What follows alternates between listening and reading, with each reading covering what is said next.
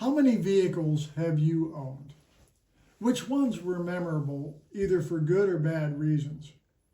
Here's some of mine next on Talking Vehicles with Joe. We've all owned vehicles, cars, trucks, vans, SUVs that we really liked. We've also had some that we probably couldn't wait to get rid of. And there's been some that fall in between that. I hope this video stimulates some memories for you. Now, I've owned 40 vehicles in my lifetime, not counting company cars. There's another 10 of those. I'm going to do some videos about them. Now, that doesn't mean that I'm going to be doing 50 videos.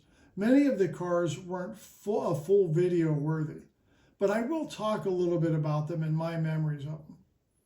Let's start with company cars. Those were cars supplied to me and owned by my employers. For the most part, they were strictly for business use, to visit customers and prospects, since I was in sales.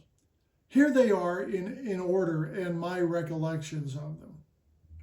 The very first company car I ever received was a 1976 Oldsmobile Cutlass Supreme two-door. It was dark blue with a white top and a blue velour interior. I had just gone to work in my first sales job in 1979. The car was the former salesperson's, and frankly, it was a mess. It had nearly 80,000 miles on it. I don't believe it was very well cared for.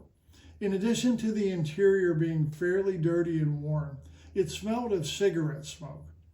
The engine had been rebuilt but was using oil profusely. The transmission was slipping. Two of the tires wouldn't hold air. Every 2 or 3 days I had to add it. It's unfortunate that the car was in such bad shape because it had been a really nice car when it was newer. It had power windows, power driver's seat, tilt wheel, cruise control, power locks, AM/FM 8-track, and automatic temperature control air conditioning. And it had the Oldsmobile rally wheels. That car wasn't around too long, and it was actually gone in a couple of months. In its place came a 1979 Ford Granada that I picked. I was given a budget and told go to find a car that I liked within the budget. I actually picked a 1978 Granada ESS that was a salesperson's demonstrator. It was a nice car, fully loaded, and had the 302 V8 engine.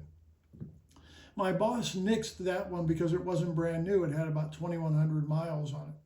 The 79 Granada was brand new, but it was really low option vehicle with the straight 6 engine, automatic transmission, power steering, power brakes, AM radio, white wall tires, and air conditioning. The company put an aftermarket AM/FM 8-track radio and 4 decent speakers in it, so that was a nice upgrade. And they put some aftermarket wire basket type chrome wheels on it. The car was emerald green with a green cloth interior, and it actually looked pretty good. It did prove to be pretty unreliable. It had an engine problem at about 300 miles that necessitated a brand new engine being put in the car. And throughout its life, it developed various other issues, including the throttle return spring breaking once as I was pulling into across traffic into a shopping center parking lot. That almost caused an accident. The car was replaced in 1981 after about 70,000 miles with a used, yes, I said used.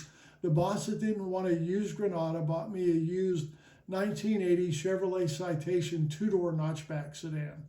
It had about 12,000 miles on it, but it did have the V6 with the 4-speed manual. It was pretty fast. It had an AM/FM radio, but it wasn't stereo, power steering and power brakes, cloth interior, but no air conditioning. Aftermarket air was added, but it caused the car to chronically overheat. That car lasted less than a year. My next car was a 1981 Volkswagen Rabbit diesel. It was a 4-door, white with a blue vinyl interior, 4-speed manual, AM/FM mono radio, and air conditioning car. It also had power steering and brakes.